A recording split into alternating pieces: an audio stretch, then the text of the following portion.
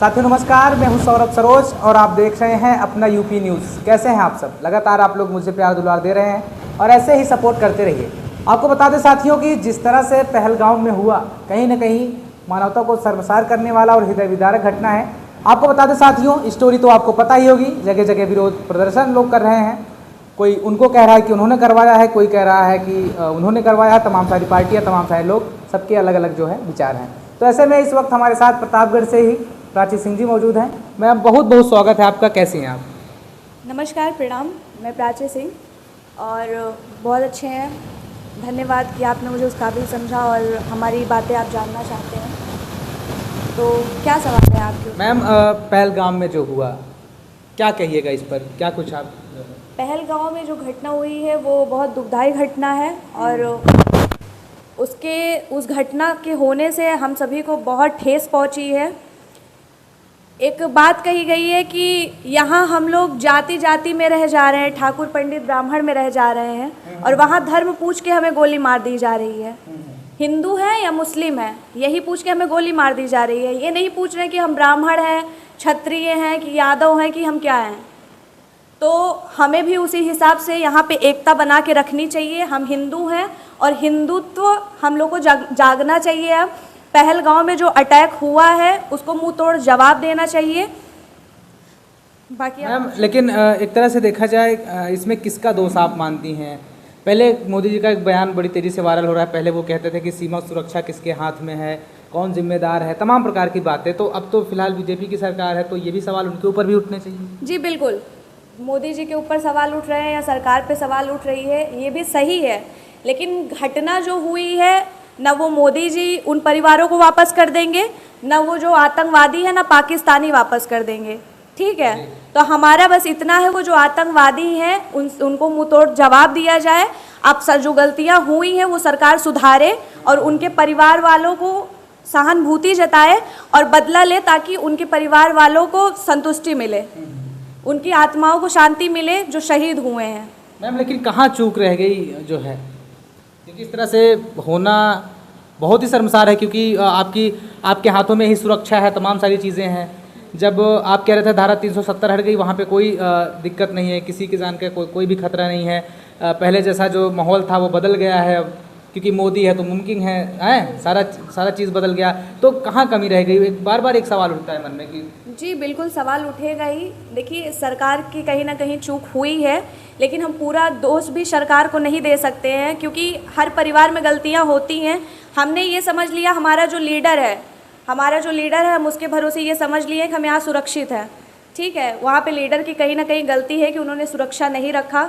तो हमारी मोदी जी से निवेदन है कि ऐसी गलतियाँ दोबारा ना हो। हमें अपेक्षा भी है उनकी सरकार से, बहुत सारी अपेक्षाएं हैं उनकी सरकार से कि दोबारा ऐसी गलतियां ना हो। लेकिन जो गलतियां हुई हैं वो हमें भूलनी नहीं है, उसे हमें मुंह तोड़ जवाब देना है।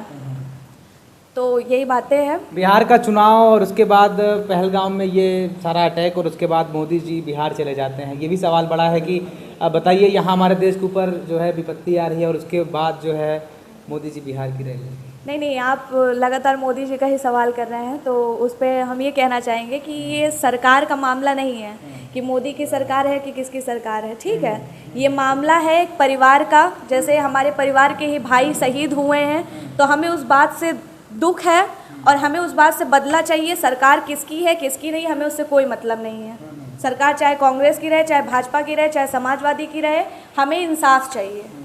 अब इस समय जो हो गया हम उन्हें वापस तो ला नहीं सकते हैं, लेकिन हम इंसाफ ज़रूर दिला सकते हैं, जिससे उनके परिवार वालों को राहत मिले। मैडम एक बात और करी जा रही है लोगों की तरफ से, और तमाम सारे नेता पक्ष के लोग भी कह रहे हैं कि वहाँ से टूरिज़्म को बाइकआउट करना चाहिए। क्या ऐसा मुमकिन है? क्या कर देना चाहिए? क्योंकि भारत का स्वर्ग कश्मीर कहा जाता है। नहीं, सुरक्षा बढ़ानी चाहिए और जैसे सब कुछ चल रहा है वैसे ही चलने देना चाहिए, क्योंकि कश्मीर हमारा है और हमारा ही रहेगा। और वहाँ हम लोग संतुष्टि से घूमेंगे और ये ख्याल हमारे सरकार को रखनी चाहिए कि हम वहाँ पे जा सके, सुरक्षित रह सके। तो सरकार वहाँ पे सुरक्षा बढ़ाए और कुछ समय के लिए अभी ये अस्थायी रूप से बंद कर देना चाहिए, लेकिन कुछ समय के बाद फिर से ये सब कुछ सिलसिला वैसे ही चला देना चाहिए, हमारा ये मानना है। अभी कुछ लोगों को कहा जा रहा था कि जो पाकिस्तान से हैं वो पाकिस्तान चले जाएंगे, तो ये सही है? जी बिल्कुल सही है। जो पाकिस्तान से है वो पाकिस्तान ही जाए, क्योंकि हम हिंदू मुस्लिम की बात नहीं कर रहे हैं। जो हिंदुस्तानी हमारे भाई हैं मुस्लिम, वो हमारे भाई हैं। जो हिंदुस्तान के मुस्लिम खुद को हिंदुस्तानी समझते हैं, वो हमारे भाई हैं, वो हमारे परिवार हैं। हम उनके लिए हमेशा खड़े रहेंगे, हमारी सरकार खड़ी रहेगी। लेकिन जो हिंदुस्तान में ही रह के यहीं की रोटी खा के और पाकिस्तान का गुणगान कर रहे हैं, वो हमारे भाई बहन नहीं है, वो पाकिस्तान में ही रहने चाहिए, हमारा ये मानना है। ग्रेटर नोएडा की बात करें तो वहाँ पे कुछ साल पहले आती हैं सीमा हैदर, उनको भी जाने के लिए तमाम सारी किवायतें चल रही हैं। उनके मोहल्ले की जो महिलाएं हैं, उनका एक तरह से कहना है कि ये भी तो पाकिस्तानी हैं, इनको भी जाना चाहिए। और एक तरह से ये भी सवाल है कि उनके पेट में जो है बच्चा भी है, तो ये फिर सीमा हैदर को नहीं जाना चाहिए, क्योंकि सीमा हैदर खुद को हिंदुस्तानी महिला मानती हैं और वो हिंदुस्तानी लड़के से शादी की हैं और उन्होंने कभी भी पाकिस्तान का सपोर्ट नहीं किया है और ना आतंकवादियों का सपोर्ट किया। देखिए, हमें पाकिस्तान से नफरत नहीं है, लेकिन पाकिस्तान के अंदर हिंसा है, वो हम लोग को नहीं बर्दाश्त कर पा रहे हैं। जब शांति का माहौल चल रहा था तो वहाँ पे आतंकी हमला करवाने की क्या ज़रूरत थी? हमारा देश झूठ बोल सकता है, हर देश उन्हें आतंकी हमले में मान रहा है कि आतंकी हमला पाकिस्तान ने ही करवाया है। तो हर देश तो झूठ नहीं बोल रहा है। हमारे देश की सरकार गलत हो सकती है, हमारे देश के मोदी जी गलत हो सकते हैं, हर देश के प्रधानमंत्री तो गलत हो नहीं सकते हैं। तो रही बात सीमा हैदर की, तो सीमा हैदर को नहीं जाना चाहिए, क्योंकि वो अपने आप को हिंदुस्तानी मानती है। जैसे कि मैंने पहले भी आपसे कहा है कि जो भी भाई बहन यहाँ पे अपने आप को हिंदुस्तानी मान रहे हैं, चाहे वो हिंदू हैं चाहे मुस्लिम हैं, तो वो हमारे परिवार के हैं। और जो खुद को यहीं रह के यहीं खा के पाकिस्तानी मानते हैं, उनको पाकिस्तान जाना चाहिए। कराची के जेल से एक कैदी आया और हम सब ने उनका इंटरव्यू किया, तो उन्होंने बताया कि पाकिस्तान के लोग अगर जान जाते हैं कि आप हिंदू हैं, आपके साथ इतनी ज़्यादा बदसलूकी करते हैं कि आप सोच भी नहीं सकते हैं। तो ये चीज़ हमारी जनता को समझनी चाहिए। जो हमारे क्या की जनता है आज पाकिस्तान का सपोर्ट कर रही हैं, उनको समझनी चाहिए कि हमारे यहाँ के लोगों के साथ उनके साथ ऐसा व्यवहार किया जाता है। हम लोग तो हिंदुस्तानी हाथ खोल के ऐसे सबको स्वीकार करते हैं, गले लगाते हैं। कोई भी देश हो, कहीं के भी लोग हो, हम लोग प्यार से सबको एक्सेप्ट करते हैं और हम लोग के साथ ऐसे बदसलूकी की जाती है। तो वो अब हम लोग को भी समझना चाहिए, हम लोग को भी आपस में एकता बनानी चाहिए, अपने देश को, अपने सरकार को मजबूत बनाना चाहिए।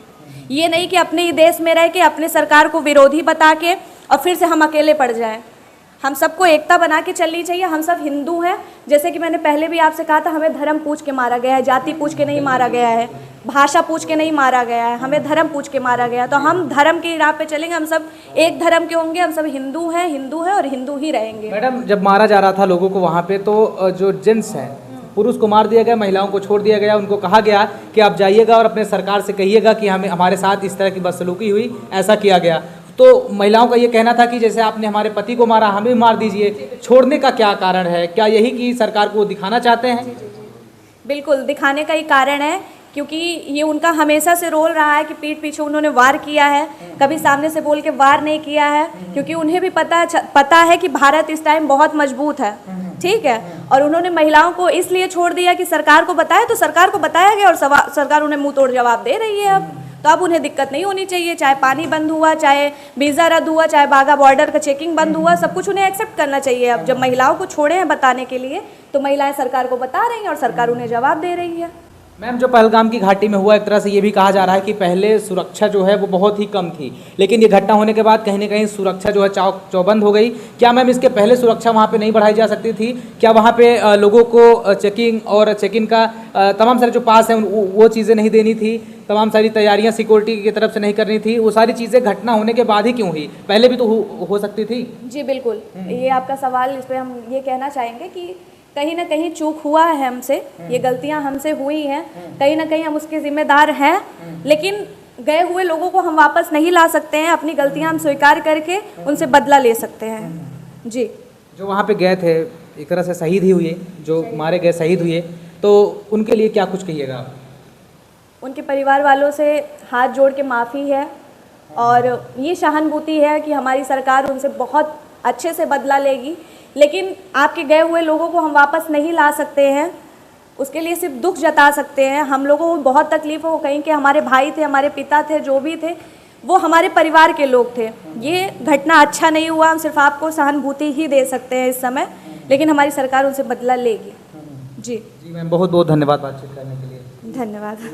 मैं आपको बता दूं साथियों कि मैं अभी था यहाँ प्रतापगढ़ में, प्राची सिंह जी इस वक्त हमारे साथ थी। यह वीडियो देखने के बाद आपको कैसा लगा कमेंट सेक्शन में ज़रूर बताइएगा। और ऐसे ही आप लोग देखते रहिए उत्तर प्रदेश का नंबर 1 न्यूज़ चैनल अपना यूपी, क्योंकि यूपी नहीं देखा तो इंडिया नहीं देखा। जय हिंद।